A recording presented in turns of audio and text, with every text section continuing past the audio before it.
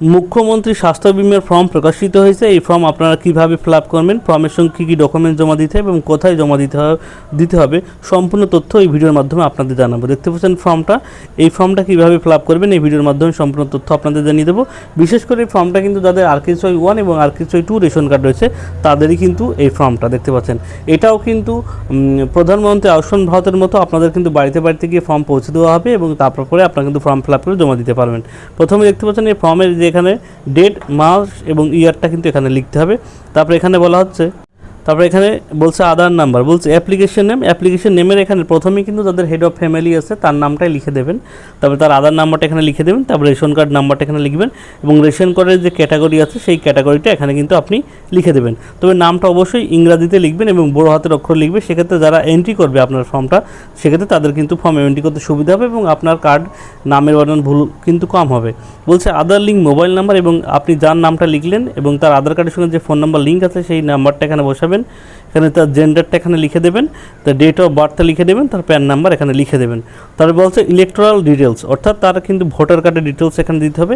যদি যে অ্যাপ্লিকেশনের প্রথম নাম লিখলেন তার যদি ভোটার কার্ড থাকে দেবেন, না হলে দেবেন না, ঠিক আছে। যদি থাকে তার এপিক নাম্বার এখানে বসাতে হবে, তার এসি নাম্বার অর্থাৎ তার বিধানসভার নামটা এখানে লিখতে হবে, অর্থাৎ কত বিধানসভা 83 না 82, ঠিক আছে, যার যেটা সেইটা লিখবেন।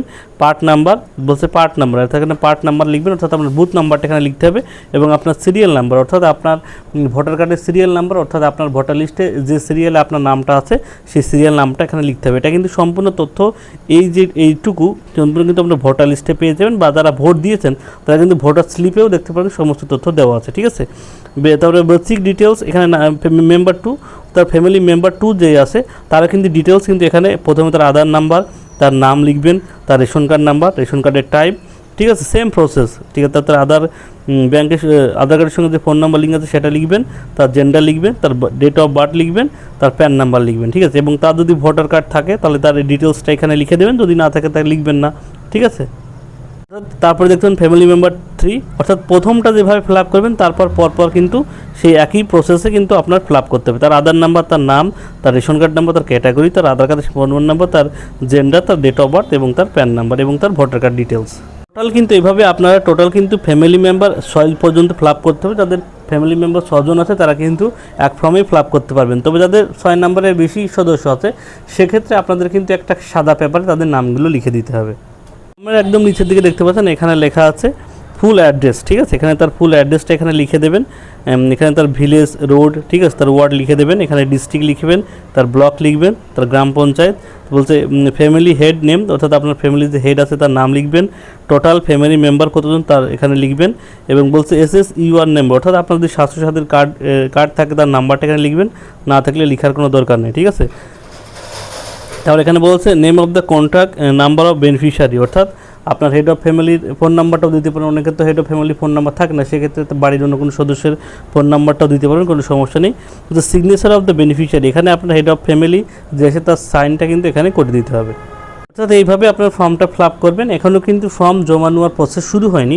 এই ফর্মটাও কিন্তু আপনাদের প্রধানমন্ত্রী আয়ুষ্মান ভারতের মতো আপনাদের কিন্তু বাড়িতে বাড়িতে হয়তো পৌঁছে দেওয়া হবে এবং যারা পৌঁছে দেবে ফর্মটা তাদের কাছে কিন্তু আপনার ফর্মটা জমা দিতে হবে। এবং এই ফর্মের সঙ্গে প্রত্যেক যে সমস্ত ফ্যামিলি মেম্বার আপনি অ্যাড করবেন তাদের কিন্তু ভোটার কার্ড যদি থাকে দেবেন, না থাকলে দেওয়ার দরকার নেই। আধার কার্ড, ভোটার কার্ড এবং রেশন কার্ড এবং প্যান কার্ড, ঠিক আছে, এই যে জেরক্সগুলো এর সঙ্গে অ্যাটাচ করে আপনি কিন্তু জমা দিয়ে দেবেন। এবং এই ফর্মটা যখন জমানো হবে অবশ্যই আপনাদের ভিডিওর মাধ্যমে জানিয়ে দেবো।